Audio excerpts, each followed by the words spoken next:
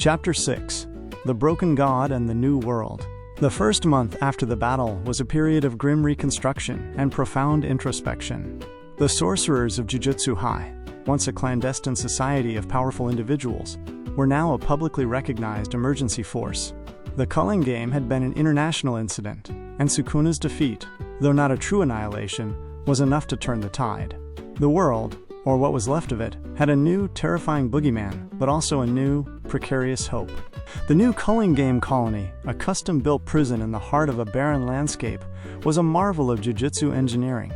It was a self-contained barrier, its walls pulsating with complex cursed energy that allowed them to be porous to sorcerers but impenetrable to Sukuna's empty vessel.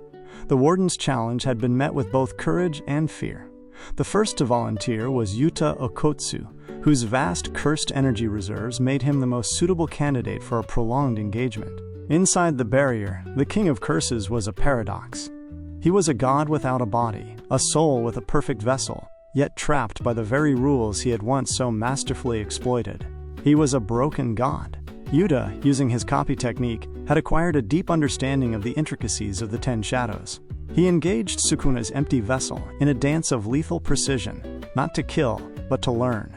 He learned the rhythm of its attacks, the subtle shifts in its cursed energy, and the horrifying truth of its power.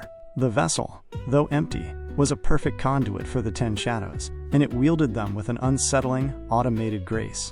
Yuta was not fighting a soul, but a memory of one, a fighting style so ingrained in the vessel that it continued to exist. Meanwhile, back at the new Jujutsu High, the medical facility had been transformed into a spiritual sanctuary. Shokoyeri worked tirelessly, her reverse curse technique a constant shimmering shield around the delicate, pulsing light that was Megumi's soul. She could not heal it, but she could protect it, keeping the fractured pieces from scattering completely. Yuji was a constant presence by her side, his hand never far from the spiritual light. He felt a unique connection to it, a resonance between his soul and Megumi's that was a direct result of the soul-swapping technique. He would sit for hours, talking to the light, telling it stories of their friends, of the battles, of the world outside, hoping that his words could somehow mend the broken pieces. One evening, after a particularly grueling Warden's challenge, Yuta returned, his body battered but his spirit unbowed. He found Yuji alone, staring at Megumi's soul. "He still isn't talking," Yuji said, his voice flat. "It's like he's locked himself away. He's still broken." Yuta knelt beside him. "The body, it's a terrifying thing. It fights with all of Sukuna's skill, but there's no intelligence behind it. Just pure, brutal reflex." He paused. "It's a ghost of a fight, and that's what we have to be prepared for. He is a broken god now, but he is still a god."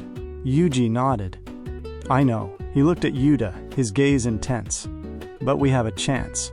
We have a chance to not just beat him, but to really save him. All of us." The new world was not perfect.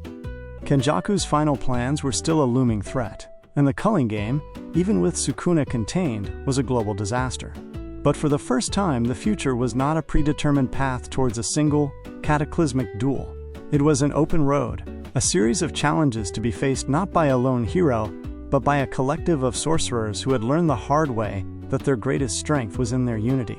The era of Satoru Gojo was over. The age of the collective had just begun.